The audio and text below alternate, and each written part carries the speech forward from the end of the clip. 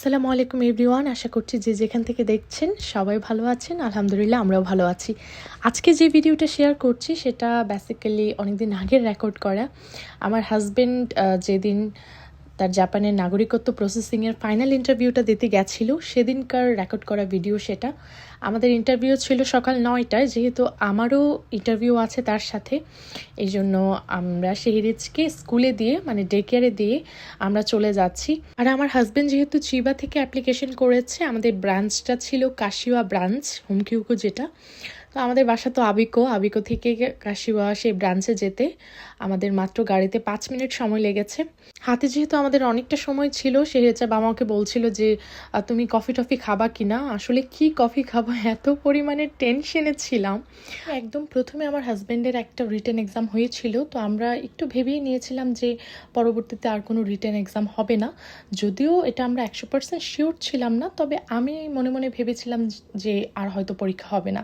আসলে হয়েছিল কি, আমার হাজব্যান্ড প্রথম যেদিন ফোন করে হোমকিউকোতে রিজার্ভেশন দেয় যে সে নাগরিকত্বের জন্য অ্যাপ্লিকেশন করতে চায় এবং যে ডেটটা পায় ওই ডেটে যখন সে গেছিল তখন প্রথম দিনই তাকে একটা রিটেন এক্সাম নেওয়া হয়েছিল। যদিও খুব সিম্পল একটা এক্সাম, হিরাগানা থেকে কাতাকানা লিখতে দিয়েছিল, কাতাকানা থেকে হিরাগানা করতে দিয়েছিল, একটা প্যাসেজের মতো ছিল, প্যাসেজের উপর বেস্ড করে কিছু প্রশ্ন ছিল, সেটার আনসার করতে হয়েছে। প্রথম দিনের এই এক্সামটা মূলত নেয় যে আপনি যে জাপানিজ নাগরিকত্বের জন্য অ্যাপ্লিকেশন করতে চাচ্ছেন সেটার জন্য আপনি ক্যাপেবল কিনা, আপনি যথেষ্ট জাপানিজ ভাষা লিখতে পড়তে পারেন কিনা সেটার টেস্ট। তো সেই পরীক্ষা যখন আমার হাজব্যান্ড দিল, আলহামদুলিল্লাহ সেটা সে ভালোই করেছিল এবং তাকে একটা লিস্ট ধরিয়ে দেওয়া হয় যে বাংলাদেশের এই কাগজপত্রগুলি গুছিয়ে নিয়ে আসার জন্য। এরপর আবার 3 মাস পরে ডেট দেয়, 3 মাস পরে আমরা সমস্ত কাগজপত্র গুছিয়ে নিয়ে যাই। তারপর আমাদেরকে আরেকটা লিস্ট ধরিয়ে দেওয়া হয় যেটা জাপানের কাগজপত্রগুলি গুছিয়ে নিয়ে যাওয়ার জন্য। তারপর আবার 3 মাস সময় চলে যায় এর মাঝখানে। মোট কথা আমাদের কাগজপত্র গোছাতেই প্রায় 9 মাস লেগে গেছিলো। 9 মাস পরে যখন সমস্ত কাগজপত্র আমরা সাবমিট করতে পেরেছিলাম, তখনই আমাদেরকে বলে দেওয়া হয়েছিল যে 3 থেকে 4 মাস পরে তোমাদেরকে ফোন করে ডাকানো হবে ফাইনাল ভাইবার জন্য। এখানে একটু বলি, আমরা কিন্তু অলরেডি হোমকিউকোতে চলে এসেছি, আর তখন যে মনের মধ্যে কি পরিমাণে ভয় লাগছিল, শুধু এটাই ভাবছিলাম যে আজকে যদি আমার হাজব্যান্ডের রিটেন এক্সামটা ভালো না হয় তাহলে আসলে আমরা অনেকটা পিছিয়ে যাব। এমনিতেই ইন্টারভিউ ডেট পেতে আমাদের সময়ের থেকে আরও অনেক বেশি সময় লেগে গেছিলো। আচ্ছা, আমার হাজব্যান্ড অলরেডি ইন্টারভিউর জন্য ভিতরে ঢুকে গেছে, তারপর ওটা শেষ হলে আমারটা হবে। এবার আপনাদেরকে বলি যে আমাদের প্রসেসিংটা আসলে কেমন ছিল। সচরাচর সবার যেমনটা হয় আমাদেরটা এর থেকে একটু আলাদা হয়েছে। আচ্ছা, এখানে একটু বলি, অনেকের প্রশ্ন থাকতে পারে যে আমাদের পেপার ওয়ার্ক করতে কেন এত বেশি সময় লেগেছে, আমরা কি কোনো লয়ার হায়ার করেছিলাম কিনা। আমরা কোনো লয়ার হায়ার করিনি, তবে জাপানে যারা থাকেন তারা সবাই কম বেশি নোমান সৈয়দ ভাইকে চিনে থাকবেন। আমরা ভাইয়ার মাধ্যমে হেল্প নিয়েছিলাম, ভাইয়া আমাদেরকে বাংলাদেশের পেপারসগুলি ট্রান্সলেট করে দিয়েছিল, অ্যাপ্লিকেশন ফর্ম ফিল আপ করা, আরও অনেক কিছু থাকে হয়তো, আমি তো আর সব কিছু জানি না। ওই সব কিছুতে ভাইয়ার হেল্প আমরা নিয়েছিলাম। সমস্ত পেপারস যেদিন আমরা সাবমিট করলাম সেদিন ওরা বলেছিল যে 3 থেকে 4 মাস পরে আমরা ফোন করে তোমাদেরকে ডাকাবো ফাইনাল ইন্টারভিউর জন্য, আর তোমার যদি কোনো রিটেন এক্সাম থাকে আমরা সেদিন ফোনেই বলে দিব, তুমি সেইভাবে প্রিপারেশন নিয়ে এসো। তো যেই কথা সেই কাজ, আমরা তো বাসায় এসে অপেক্ষায় আছি যে এখন ফোন আসবে আর আমাদের ফাইনাল ইন্টারভিউ হয়ে যাবে। আমার হাজব্যান্ড প্রথম 1-2 মাস একটু পড়াশোনা করেছিল, তারপর তো 3-4 মাস চলে গেল, আমাদেরকে আর ডাকানো হচ্ছে না। 4 মাস, 6 মাস, 8 মাস চলে গেল, কোনো খবর নাই।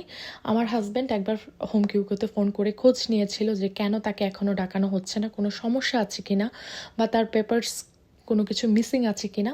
তখন সেখান থেকে বলা হলো যে না, কোথাও কোনো সমস্যা নেই, তুমি ওয়েট করো, তোমাকে তো একটা বাঙ্গো দেওয়া হয়েছে, আমাদেরকে একটা নাম্বার দিয়ে দেওয়া হয়েছিল, সে নাম্বার অনুযায়ী সিরিয়াল যখন আমাদের আসবে তখন ডাকানো হবে। এখন প্রচুর রাশ চলছে। আসলে 3 মাসের কথা বলে যে এতটা সময় লেগে যাবে এটা আমরা কখনোই ভাবতে পারি নাই। আর ওই সময়টাতে আমরা এমন কোনো ক্যান্ডিডেট পাইনি যাদের আমাদের মতো অবস্থা ছিল।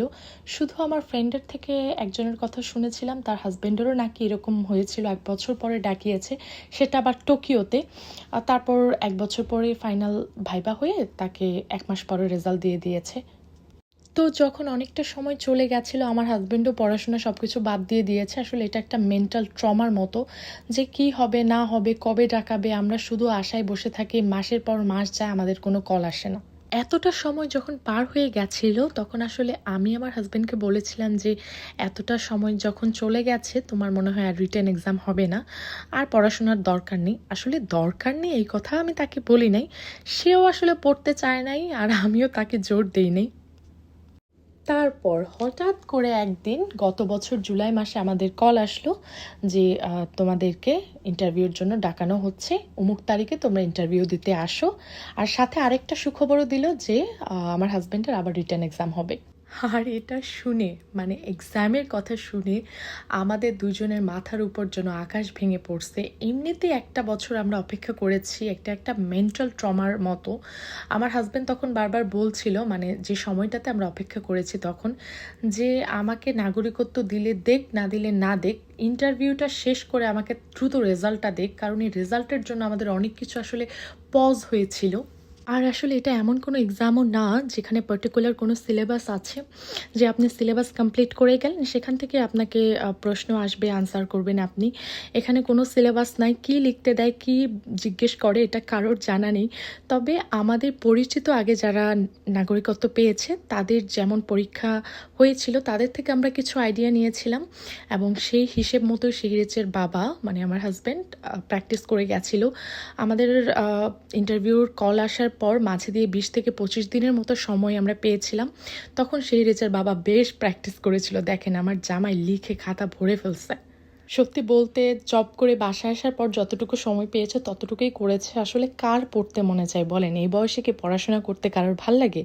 এনিওয়ে, এবার একটু শেয়ার করি। সেদিন আমরা ইন্টারভিউ শেষ করে আমার ফ্রেন্ডের সাথে দেখা করতে গেছিলাম। আসলে আমি ওকে সামনাসামনি বলতে চাচ্ছিলাম যে আজকে কি কি হয়েছে, আমাদেরকে কি কি প্রশ্ন করেছে।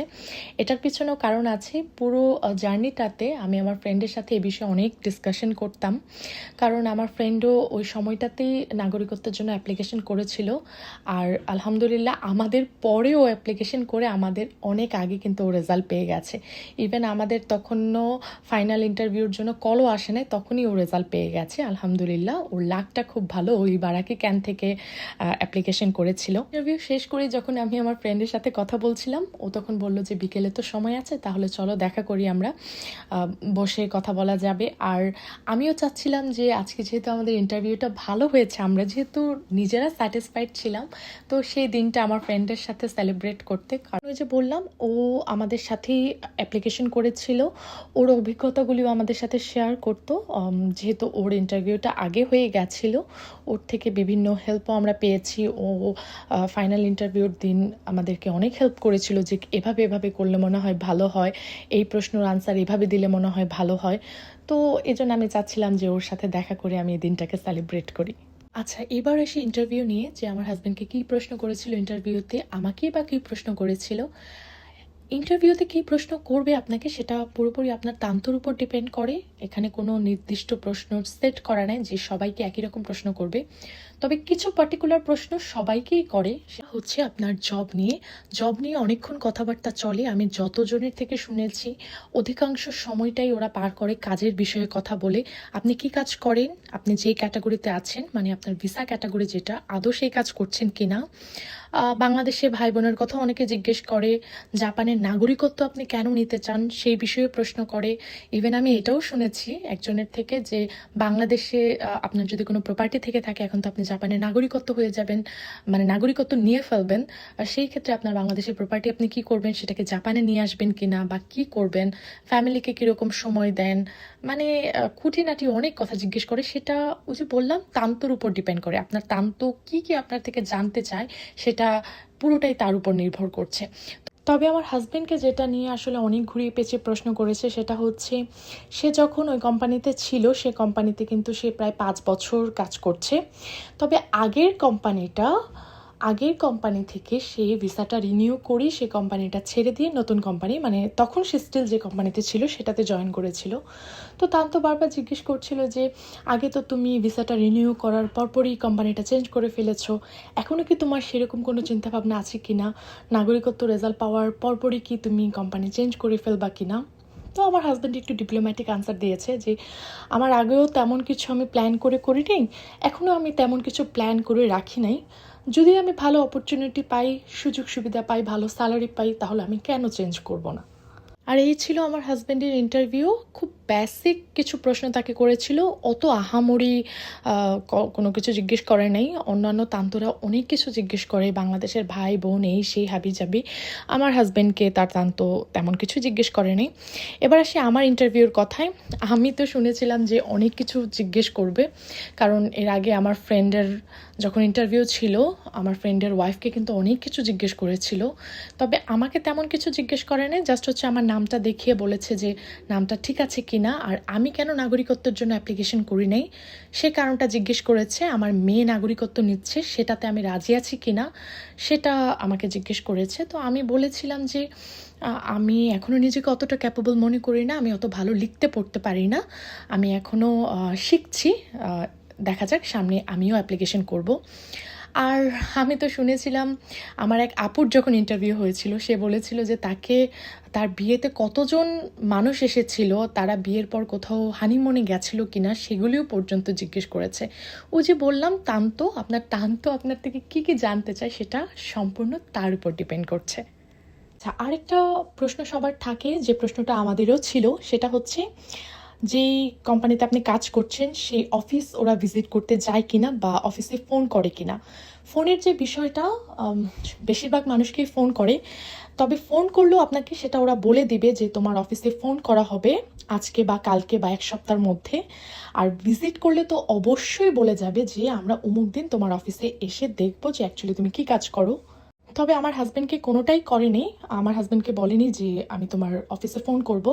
এটার পিছনে আমরা কারণ হিসেবে যেটা ধরে নিয়েছি সেটা হচ্ছে আমার হাজব্যান্ড যেহেতু দীর্ঘদিন একটা কোম্পানিতে ছিল, প্রায় 5 বছর প্লাস, সেজন্য হয়তো বা ওদের মনে হয়নি যে ফোন করার আর কোনো প্রয়োজন আছে। তবে 80% মানুষকেই হচ্ছে ফোন করে, যায় না এরকম ভিজিট করেছে এরকম আমি কোথাও শুনি নাই, তবে ফোন করে, সবাইকেই ফোন করে, তবে আমাদের বেলায় ফোন বা ভিজিট, অফিস ভিজিট কোনোটাই করেনি। আচ্ছা, এবার আসি এক্সাম নিয়ে, যে আমার হাজব্যান্ডকে এক্সামে কী কী লিখতে দিয়েছিল। মাশাল্লাহ, আমার হাজব্যান্ড স্পিকিংয়ে খুব ভালো, সে খুব ভালো কথা বলতে পারে জাপানিজে। তান্তোর সাথে যখন 40-50 মিনিট সে জাপানিজে কথা বলেছে, তান্ত আসলে ভুলেই গেছিল যে তাকে পরীক্ষা নেওয়ার কথা ছিল। সে তার ইন্টারভিউ নেওয়া শেষ করে আমার ইন্টারভিউ নিয়ে ফেলেছে। হঠাৎ হয়তো তার মনে পড়েছে যে আমাদের পরীক্ষা নেওয়ার কথা ছিল। তারপর সে তাকে আবার ডাকায়, তারপর হচ্ছে 3-4টা কাঞ্জি তাকে লিখতে দেয়। আমি সঠিক ভালো করে বলতে পারবো না কী কী কাঞ্জি, আমার মনে নাই এখন। আর একটা যে প্যারাগ্রাফ লিখতে হয় আর কি, যে তুমি কেন জাপানিজ নাগরিকত্ব নিতে চাও, কেন জাপানের নাগরিক তুমি হতে চাও, সেটার একটা কিন্তু প্যারাগ্রাফের মতো লিখে জমা দিতে হয়। সেই প্যারাগ্রাফটা আমার হাজব্যান্ডকে পড়তে দেওয়া হয়েছিল। যখন আমার হাজব্যান্ড একদম অর্ধেকের বেশি পড়ে ফেলেছিল, তখন তাকে স্টপ করিয়ে দিয়ে লাস্ট অর্ধেকের ধরে ধরে কিছু কাঞ্জি আমার হাজব্যান্ডকে জিজ্ঞেস করে যে এই কাঞ্জিগুলি বলো। আলহামদুলিল্লাহ, আমার হাজব্যান্ড মনে হয় একটা পারে নাই, একটা ছাড়া সে সবগুলি পেরেছিল। আর জাপানিজে আমাদের বাসার অ্যাড্রেসটা আমার হাজব্যান্ডকে লিখতে দেওয়া হয়েছিল। তো আলহামদুলিল্লাহ, যা যা দিয়েছে সে সব কিছুই পেরেছে, জাস্ট একটা কাঞ্জি হয়তো পারে নাই। এই ছিল আমার হাজব্যান্ডের এক্সাম। আর সে তো প্র্যাকটিস বাসা থেকে অনেক কিছু করে গেছিল, ওগুলি কিছুই তাকে লিখতে দেওয়া হয়নি। ওই যে বললাম, সে কথা খুব ভালো করে বলতে পারে, এই জন্য হয়তো তান্তর মনে হয়নি যে তাকে আর অত কঠিন কিছু পরীক্ষা নিতে হবে আর কি। যাই হোক, যা হয় ভালোর জন্য হয়। আলহামদুলিল্লাহ, আমরা খুবই স্যাটিসফাইড ছিলাম সেদিন ইন্টারভিউ দিয়ে এসে। আচ্ছা, সব কিছু শেষে এবার আমার হাজব্যান্ড জিজ্ঞেস করলো আমি রেজাল্ট কবে পাবো। এমনিতে এখান দিয়ে আমাদের অনেকটা টাইম চলে গেছে ইন্টারভিউর কল আসতে আসতে, এখন রেজাল্টটা কি একটু তাড়াতাড়ি পাওয়া যাবে কিনা। তখন আমাদেরকে তান্ত যেটা বলল যে রেজাল্ট পেতে এখন থেকে আরও 1 বছর সময় লাগবে। তুমি ইন্টারভিউ দিয়ে গেছো, ভালো কথা, এখন আমি তুমি যা যা বলেছো সেগুলি লিখে একটা রিপোর্টের মতো তৈরি করব, সেটাকে আমরা মেইন জায়গায় পাঠাবো আর কি, টোকিওর মেইন অফিসে। সেখান থেকে রেজাল্ট হয়ে আসবে, সব কিছু মিলিয়ে তোমার আরও 1 বছর সময় লাগবে। 1 বছরের কথা শুনে তো আমার হাজব্যান্ড টোটালি ডিপ্রেসড হয়ে গেছে, যে আরও 1 বছর। এমনিতেই পেপার ওয়ার্ক থেকে শুরু করে তখন পর্যন্ত আমাদের প্রায় 2 বছর সময় চলে গেছিল। তো এই ছিল আমার হাজব্যান্ডের ইন্টারভিউ পর্যন্ত টোটাল প্রসেসিংয়ের যে ব্যাপারটা, সেটা আপনাদের সাথে শেয়ার করলাম। এক একটা ক্যানে তো নাগরিকত্বের জন্য এক এক রকম প্রসেসিং হয়। আমরা যেটা ফেস করেছি সেই অভিজ্ঞতাটা আপনাদের সাথে শেয়ার করলাম। তারপর কতদিন পরে আমরা রেজাল্ট পেলাম, আর যেদিন আমরা রেজাল্ট পেলাম সেদিন আমাদের জন্য দিনটা কতটা স্পেশাল ছিল সেটা ইনশাল্লাহ নেক্সট ভিডিওতে শেয়ার করব। অনেক কথা বলে ফেলেছি আজকের মতো বিদায় নিচ্ছি। আল্লাহ হাফেজ।